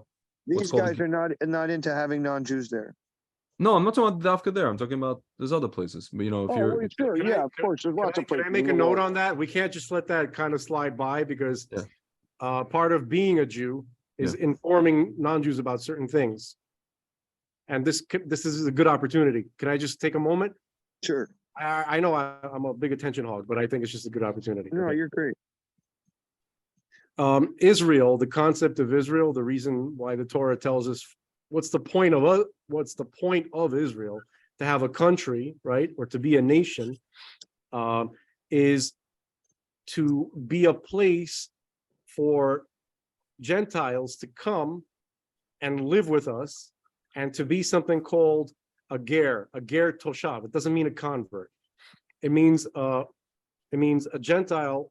And remember, we're talking like, it's still current, but this idea comes from a time when the whole world were pagans. They were worshiping in pagan cults.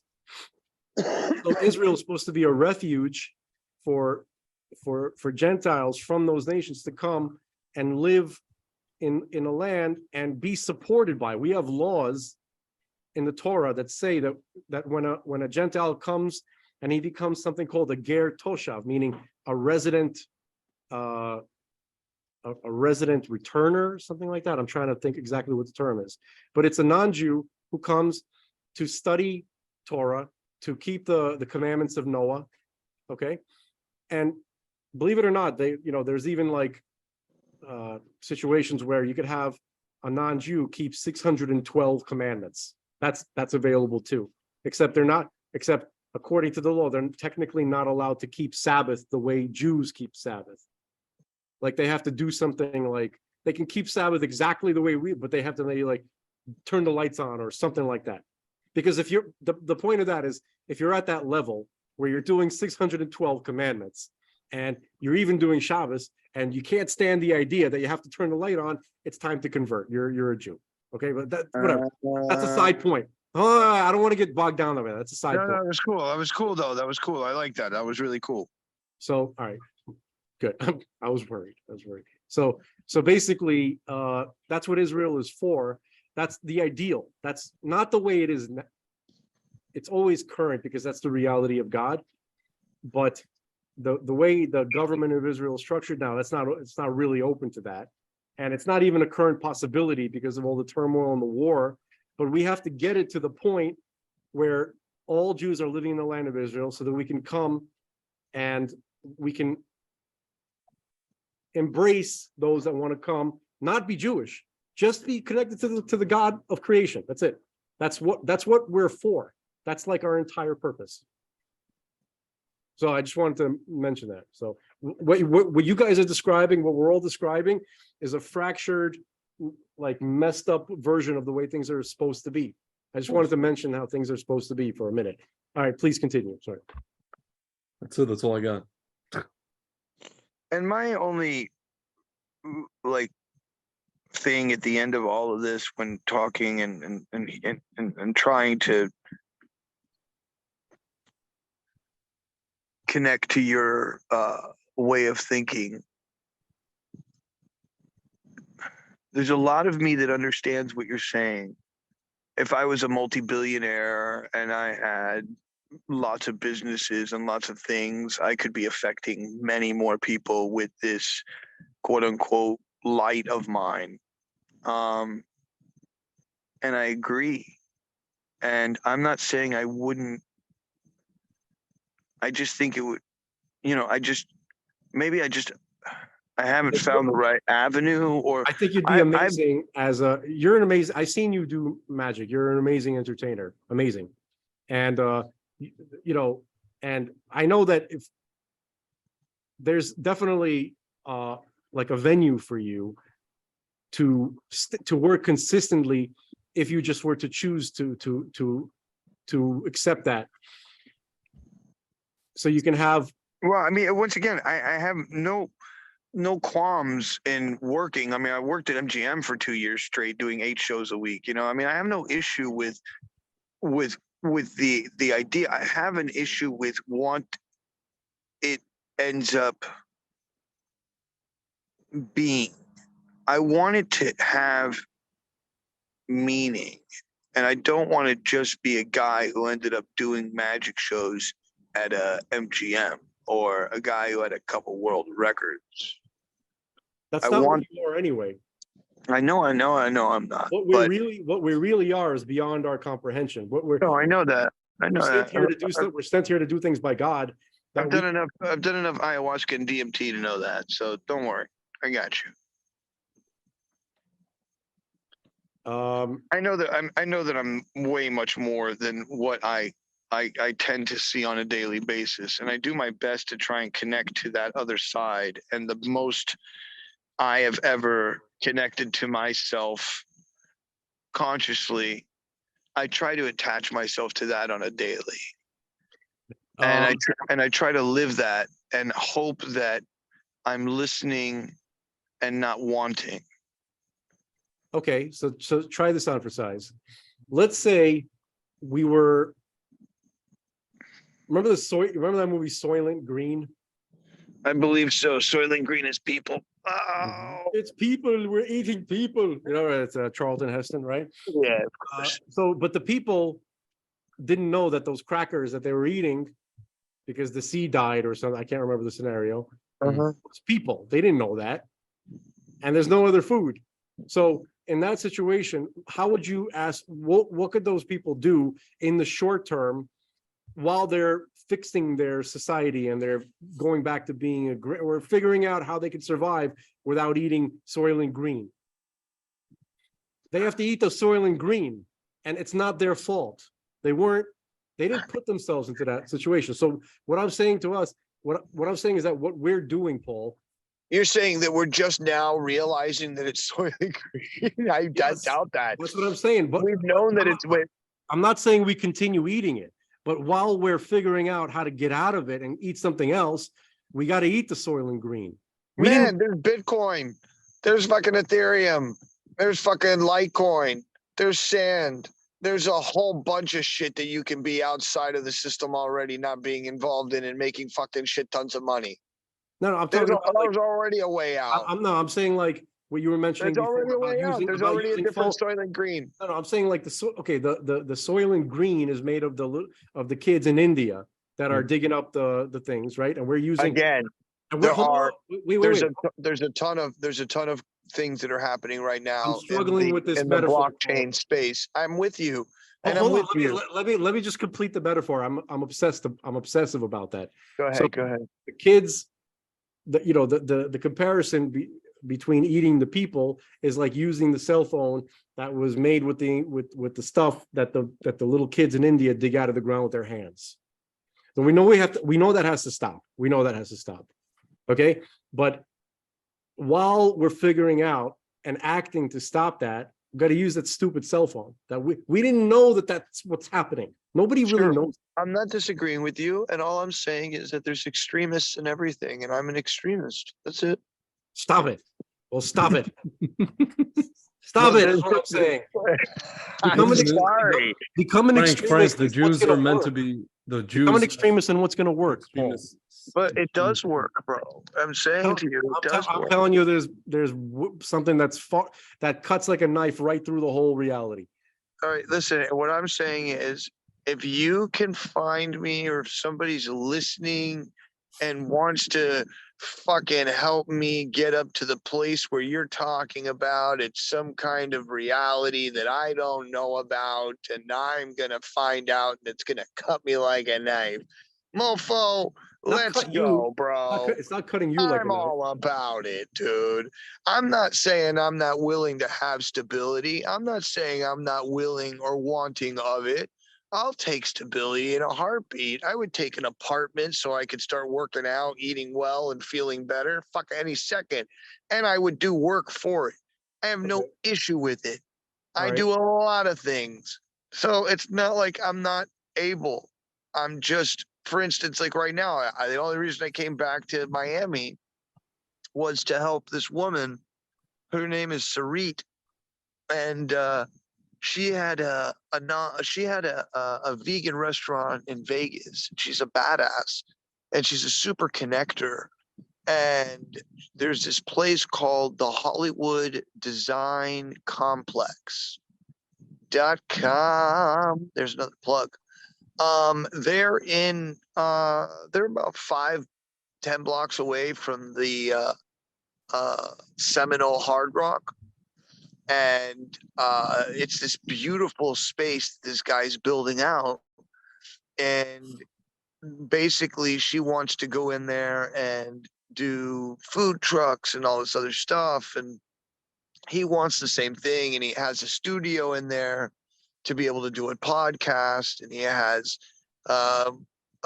cars, and he has the ability to have, just a gallery, whatever you want, basically a cool space. And he's also now wanting to build some container spaces to do a semi-container park that would connect the area, and they would have vendors in there and food and so on and so forth. And across the street from that, which is on 40th and Sterling, a rabbi owns a bunch of land.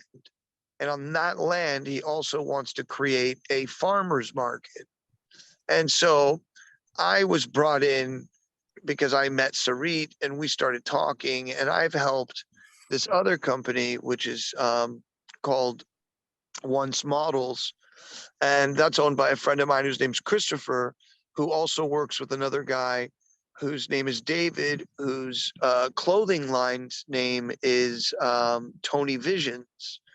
And so they have a company called Fashion Fusion Events, another plug. And they at the time when I showed up about 8 months ago, Chris was working a regular job. He couldn't handle it. He hated the work. He wasn't making that much money. And so over the course of a week or so, we sat down in front of a whiteboard and started busting out a bunch of different ideas to bolster his marketing, branding, and also pocket money to start building events. And that's when we started to create a pitch deck for doing an event at Dare at night at the Seminole Hard Rock. They did an event, it went smashing for them. And they just did another event, which I got to be part of, even though I was part of the first one. But I mean, I got to be part of the second one in the sense that I got to perform. And also, they did it for 2 days, and they got some really beautiful sponsors. They had Psycho Bunny. They had some other really amazing. I think they had Boost Water. Nonetheless, the point is that they grew, and they're growing, and they're doing really well. And this is something that I've been doing for years. And I would love to do that same thing that I do already and make money from it. But it seems, in the same manner as always, I just came all the way from Key West, where I was making like $100, $200 a day. Wasn't surviving very well, in the sense that I didn't really have a place to crash, and I was, sleeping here or there. It's super expensive in Key West, by the way. But working Mallory Square, I can work daily, and I can feel good about myself, if you will. And I'm entertaining people at random, which also makes me feel good. And so anyways, I had that going and it felt great, but I came all the way here to connect with her and connect with this guy. And I thought I was going to have a place to stay. And now I'm super broke in a couple minutes, and I won't be able to get back to Key West. Adding on the way back from Key West, one of my book bags, two of my book bags fell. One I did not acquire again. Oh no, take that back. 3 book bags fell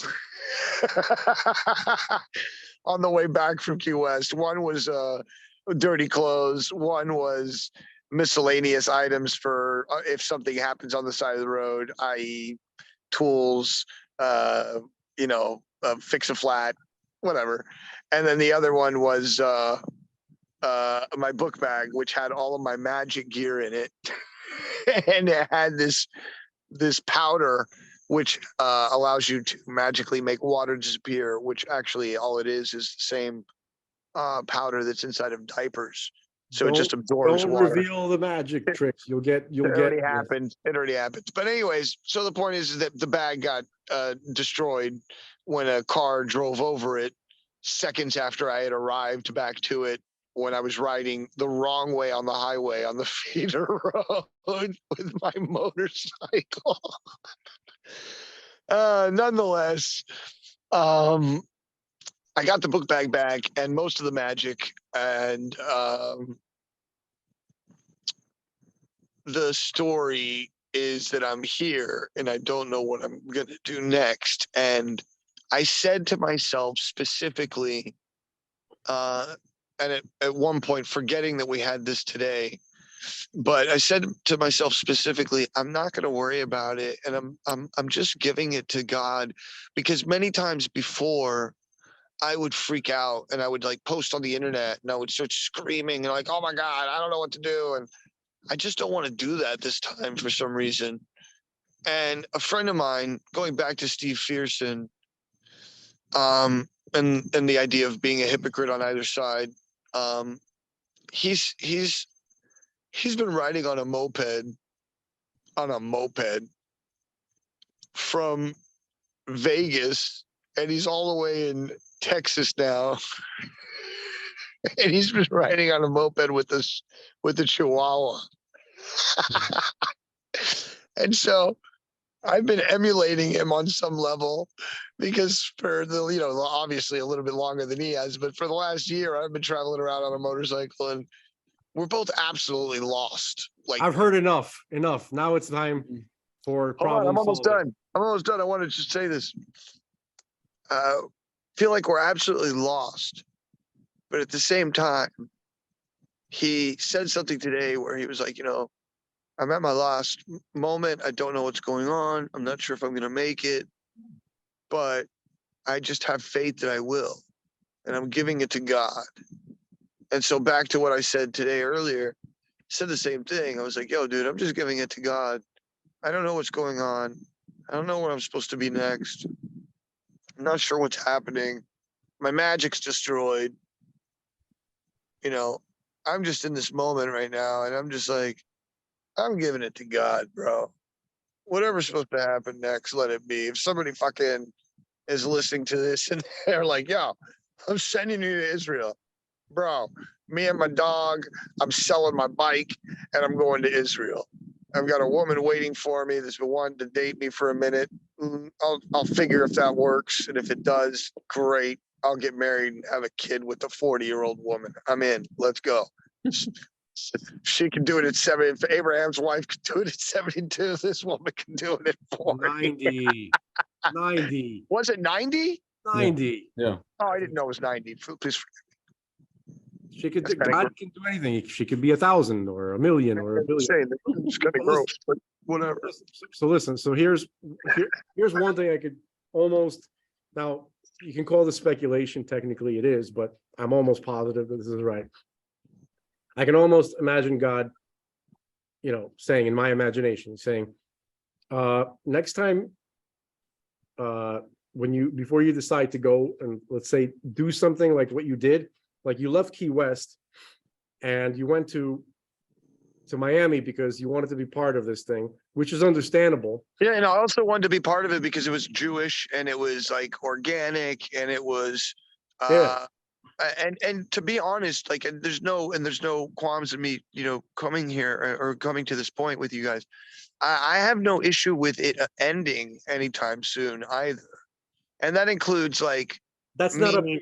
That's not up to you. I know. I'm talking about me and my connection to sugar, caffeine, and marijuana, because those are my only real quote unquote addictions that I have. I hear you, So- but hold on. I just wanted to. I'm make just saying. That's all. Okay, so basically, obviously you made a mistake by coming and to do this before, because you couldn't take the loss if something like what happened. Trust me, I'm speaking from a lot of experience doing exactly what you just did by by going and doing something that if it didn't work out, I can't survive. I've done that several times. So that's something that is a big no-no, and it's almost an offense against God, because had he wanted you to do that, he would have either done it in two possible ways or many ways, but either he would have told you directly by some kind of prophecy, right? And you have to know how to recognize prophecy, or he would have given you the resources that could soften the blow if it wouldn't work out, meaning that you could find your way back to Key West to do what you were doing until things get better and you could save up. You know what I'm saying? I'm not, so that's the only thing that I would say that. Right. So my ideology behind that is quite the opposite. It's the idea that, like, for instance, like when I went to Key West, I had nothing. I wasn't sure if I was even going to have enough money to be able to perform, or if I was even going to be able to get a license, or if I was even going to have a place. And I ended up staying there for a month, and I ended up finding a place to stay where I paid $20 a night to stay on some guy's floor where I had all of my camping supplies, and I would just go to sleep every night there anyways. So, and I was taking a shower daily, and I wasn't, But that's God's mercy. You understand? call it either one. It's It's the important. same No, thing to me. it's an important distinction because I think it's the same thing. it's Either not. way, it's mercy. No, it's okay. You're right on a certain level, but basically, like God put us into a machine with rules and stuff like that where He wants us to obey. So He doesn't want us to rely on mercy. So what do you think God wants me to do? There we I go, think- Frank. Let's get to the conversation. I don't know. I can tell you just what I think. Okay, I'll tell you what I think He wants you to do. Although, again, this is just speculation. I'm not claiming to be a prophet or anything. Okay, Yeah. but I think that He wants you to use your skill, which I've seen you do, and you're amazing at. I really, I'm not just. I don't lie. I tell you the truth. Okay. He also wants you to make to stay and. If you, the next step, the next place that He gives you to have a stable income doing what you know how to do, He wants you probably to stay there and save up the resources that He's giving you. And then once you have some kind of cushion, then do the next thing that He presents you with, an opportunity to grow and financially or however. Right. That's it. Okay. That's And it. Torah. Yeah, and I was going to ask you, did you make contact with the rabbi in Key Yeah, West? man. He was hardcore. Was it good? I mean, it was a good experience. No. It was timing. Timing is everything in this existence sometimes, and when I got there, unfortunately, he was not feeling well. He had been ill for a couple days, and he wasn't really very wanting to connect or help out or anything. Because he was sick. I mean, it was either that or he just didn't want to. No, I mean, that kind of goes against the job description, Listen, call it what you will. Some people I would assume that some people don't like transient people. listen, he's the rabbi of Key West. I think he's used to colorful. I would think you would think it's the same thing, but I got nothing but stale vibes. I say if you go back, if you end up back there, I say give it another chance. Maybe. Just say, look, I'm working here. Look, if you just say like this, I'm working here, and I'd like to learn what if you have classes. Yeah, and that was the thing. Like they like I wanted to go one day to do like a mikvah and to fill in the whole deal and go to Chakris and there was nobody there and they don't have a mikvah and I was like, oh, okay, I'm sorry. Well, when are you gonna have like some kind of it's like it's not like that here in Key West. I'm like, oh, okay, thank you. Interesting. Yeah, it was. I don't know, man. I think maybe But just say, look. I want to learn. Can we set up a couple of minutes, a couple times a week, once a week? That's really when I first told you that. It wasn't about connecting with the specific rabbi. It was about connecting to God by engaging in Torah study. Well, I mean, for that, I watch some Tanya on occasion in the mornings. So something. It's different, but look. I'm the last one to talk because I'm Mr. YouTube Yeshiva, Yeah. but connecting with a person in the study of Torah, it's not even about what you end up learning. It's this seriously. This is not my opinion. I saw this. God, apparently, God wants to see you sit with another Jewish man, and or in a study group, and to study the Torah, just to be in the act. It's not about what you glean; it's about the act itself. I understand that. I can see that as being Sometimes just the act, sitting in a busy intention. drash keeps you Intention is the out choice. of Yeah, but that's crappy situations, you know? Greg, but what you're saying, that might be a side benefit. Yeah, That's yeah, I'm the saying. main thing is just about doing the thing that God wants you to do, and Yeah. we don't even understand what what's in it. What's it to Him? We don't get that. Yeah. I understand. I can see that. All right. Well, gentlemen, problems. I want to say thank you very much for having me on. I've been wanting to be back on the Truth Fanatics for quite some time. It was a fantastic discussion. And thank you. I had a good time. I hope everybody. I hope whoever was listening actually stayed on. This discussion is something that Shlomo Melech will be proud of.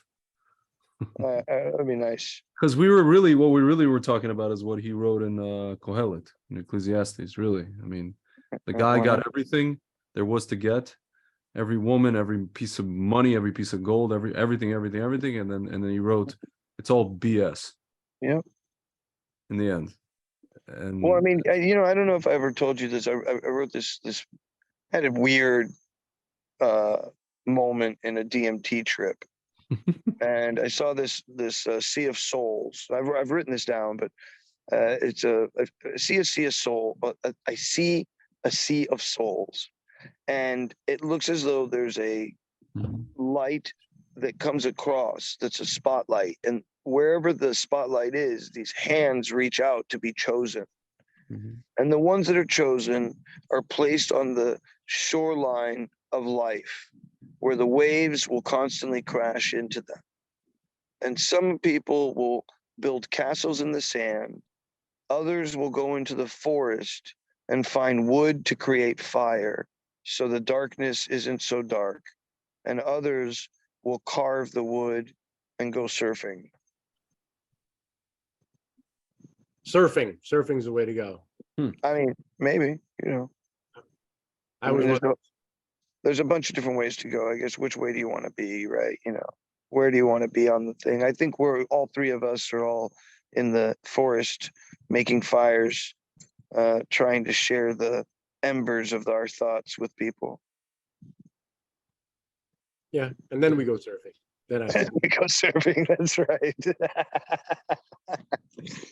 Well, it was a pleasure, man. Thank you very much for having me. I really appreciate you. Thank you so much. All right, brother. All right. We'll see you guys later. Hatzlacha Rabba, and God bless you and everything that you. Hatzlacha, man. Yeah, I'm gonna put my tefillin on tomorrow. Do it. It's a good step. Yeah. I'm totally going to. Frank, can you give him the analogy that you give to me with regards to tefillin and not putting on tefillin? Oh, it's gonna bum him out. Oh, okay. Fine. All right, no, okay, I'll bum you out. No problem. No, it's actually funny because you can compare it to American Dad. I don't know if you ever watched American Dad, Paul, the show. You like American Dad, but I've seen it. So they have an alien living with them, right? Who always does a different character with a different costume. Roger, the alien. And in this one episode, he was decided to be a child who plays in a child soccer league, and they were supposed to pick him up from soccer practice, and then the kid, the son of the dad, he's like, "Hey, did you ever pick up Roger?" And then it zooms into Roger sitting in the darkness in the parking lot of the soccer park by himself, kind of just like this. He's like sad, and the moon and the stars are in the background, and you hear the crickets because of right. So by not putting on tefillin, it's like not picking up your kid, leaving your kid all night in the parking lot of a dark soccer stadium. Abandonment. That's what it's like. Tefillin is an absolute requirement. Like it's like, don't miss tefillin ever. And this is, honestly, like I'm not saying that I'm perfect. There have been days that, here and there, but I fear it. I honestly fear for my safety somehow. I don't know. Maybe that's just my own thing. Yeah. But the point is, like, tefillin is big. That's big. If you can do that, that's definitely do it. Yeah. Paul, you still with us? Yeah, of course I am. Yeah, there's this really crazy thing that you said that and that you put that story together, because there's this Man, that's really intense because there's this moment in my life where that exact thing happened. So my mom forgot to pick me up. You know, that moment actually happened. I was karate and the lady asked me, "Are you sure?" And I said, "Yeah, my mom's going to be here any minute." And then she wasn't there. And then it started raining. And I'm sitting inside of this tiny little, like, shelved area trying not to get soaked. And my mom shows up, and the first thing she said to me was, "I totally forgot about you." So, like, wow, you just hit home on so many levels, man. Like, this whole conversation's hit home on so many levels. And you know, and a couple of the points that are kicking up are, you know, what you said a moment ago about not surviving on the mercy of God. But I retort with that in saying that, bro, we're all, no matter what we do, surviving on the mercy of God. It's just some of us have it better than others. Because you can't say that I don't really work hard at trying to be. Nobody said that. I'm just No, saying no, that, I know, like, no. I'm just saying that some don't go people. to Miami. If you're in Key West, don't go to Miami until God says, okay, you can go. And Well, no, I had nowhere else to go in Key West, Here, look. and I had nowhere to stay. Paul, And can the you Hard see? Rock, Paul, and the can you Hard see, Rock didn't work out. So I was like, okay, look, the Hard Rock didn't work out. I have this opportunity. It's this Jewish community. It's building a thing. It's turning into an entertainment director and getting to help out with putting together a Jewish community, kosher, blah, blah, blah. I was like, man, that's God telling me to go, bro. If I've ever listened to the signs. So I was like, I'm supposed to go. And so I went. And all right. so hence, when I got to this point today, I was like, I'm just leaving it to God, and I'm just leaving it to this thing. And if we can get sponsored, or if I can help this girl get sponsorship so that we can get this thing started, and we can help with the kosher. She wants to do a kosher distillery with different types of, like, a rum and a kosher vodka and a kosher tequila. Where is she? She's here in Hollywood, Oh. in Miami. Hmm. Her name is Sarit. You'd like her. I was going to introduce you to her anyways. Oh, that's Because what you. Yeah. I saw you. Yeah, Called. yeah. If whatever you get involved in, you know, some kind of income starts to come and you have some kind of stable place to stay, that's safe, right? Don't go anywhere. Don't go anywhere else until. Well, I wouldn't if I had something like that. Well, look, But God's going to send you something because you have to live and survive. Something's going to come up. I don't know when or where or what's going to, but something's going to be. So I'm just saying, whenever that is, just stay there, even when it gets boring, even when it sucks.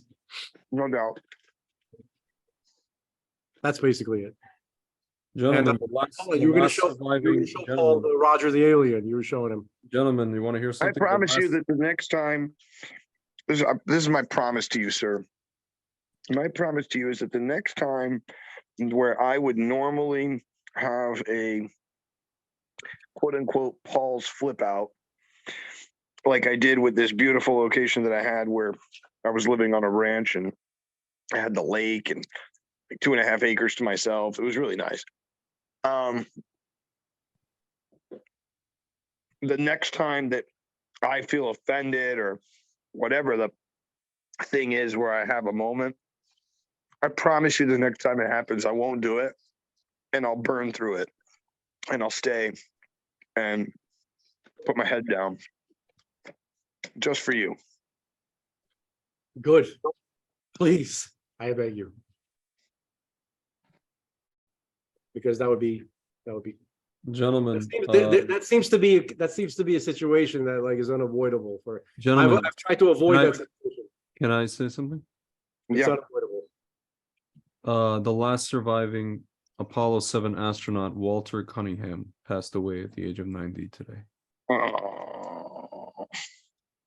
Did you know who Walter Cunningham was, Mr. Frank? Because I think you talked a lot about. I didn't know who Walter Cunningham was, and it reminds me of that Norm Macdonald routine where he's like, do you know the name of the 12th man that walked on the moon? And I forgot who he said the name was of the gentleman, but let's say Edgar Mitchell, right? And he's like, does anybody know who Edgar Mitchell is? And everyone's like, no. He goes, he must be wondering, what the hell do I have to do to get famous? I walked on the moon. Meanwhile, some short girl with a big wide ass, everybody knows everything about her. He's talking about Kim Kardashian, right? So that's that was his complaint. But yeah, it's a crazy world. The fact that I don't know that man's name and I know Gaga shows how messed up. That's another sign of how messed up. Yeah. Well, I mean, like I was saying about the song. There's a video of a black guy having sex with the devil. Wow. Yeah. Sin falta, no te preocupes. Yeah, it's the guy who made the song Old Town Road. Oh, yeah. And his next video that was really, really popular, which was around the same time as the WAP. I'm just gonna call it WAP from now on. Yeah. Yeah. They that was the next video. And he's like having sex with the devil. Oh, that's appealing. Yes. I mean, what it's scary to me is that that's what it is. It's teaching people that there is no ethics or morals. There is, because you can't have ethics and morals within transhumanism. It doesn't exist. Yeah, You have to think, right? is about stopping the God conversation. That's what it's No, what you're talking about is it's not about just stopping the God conversation. It's taking conscious thought to the fourth and fifth dimension. It's taking away time and space. And in a place of time and space, where you're in a multidimensional mindset, if you will, there are no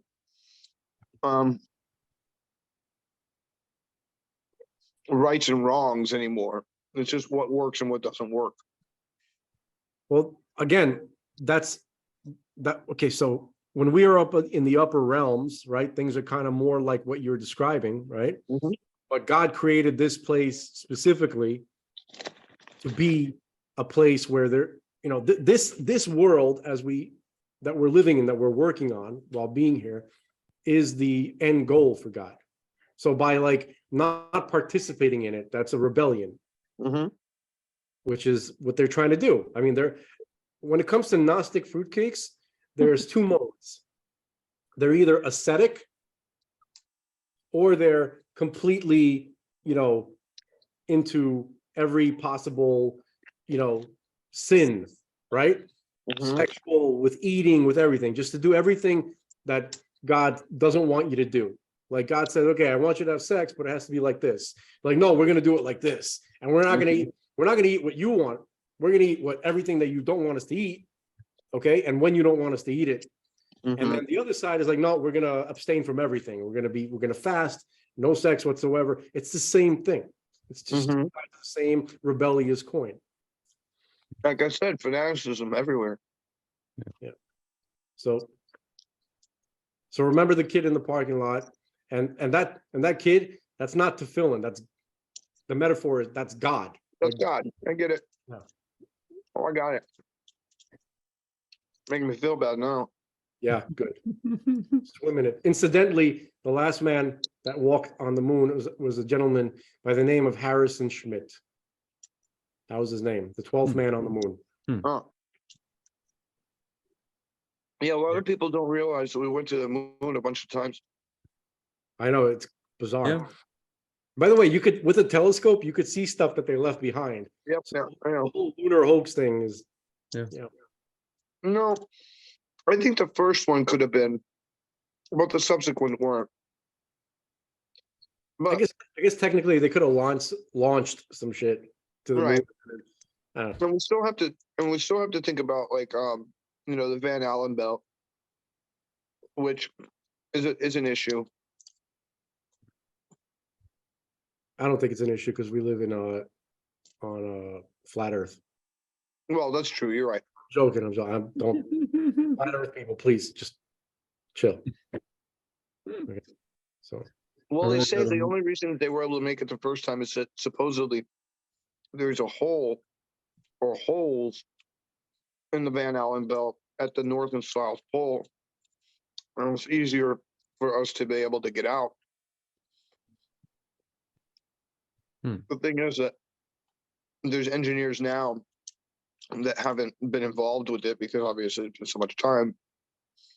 And they're trying to figure out how to get through the Van Allen belt, which is weird because we've already done it. Or have we? Dun, dun, dun. exactly. No.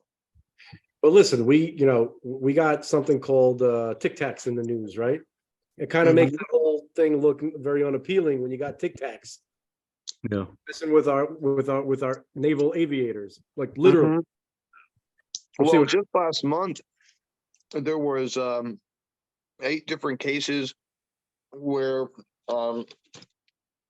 pilots in commercial aircrafts were mentioning that they were seeing things all over. And I think South America was one place, the United States was another. And a lot of these pilots were being told to not say anything at all. Yeah. There's a case reported called the race track, where they saw these things moving in ways that things don't normally move. And it was like from 4 different commercial airline pilots that saw it from different angles. Each one had, like, a couple of them took their own videos of it, and it was confirmed by that happened like a month ago. Yeah, I mean, look, the question isn't, are there aliens? Or are there other species here with us? It's how many are there, and which ones are involved, and which ones are truly. I mean, are there really the shape-shifting? Are there really just grays? Are there these underwater ones? Are there the ones that live in the center of the earth? Are there the ones that are just ethereal energy beings that we don't? Who knows, bro? Yes to all the above. Yeah, I mean, that's what the Torah says. Yeah. Well, no, I'm just saying. I mentioned all of them on purpose, but whatever. It's behold a pale horse, man. Behold a pale horse. On that note, I got to go meet Janet and Chrissy at the Regal Beagle. Yes, gentlemen. It's almost. Guys, it was a pleasure. Thank you again. Yes. Paul, you watch? Sure, We'll see you guys later. Peace out. All right, man. I was going to invite you to Regal Beagle, but No, I can't be there. all I'm right. all the way in the hammocks. All right. Later, guys. All right, later. Peace. Bye.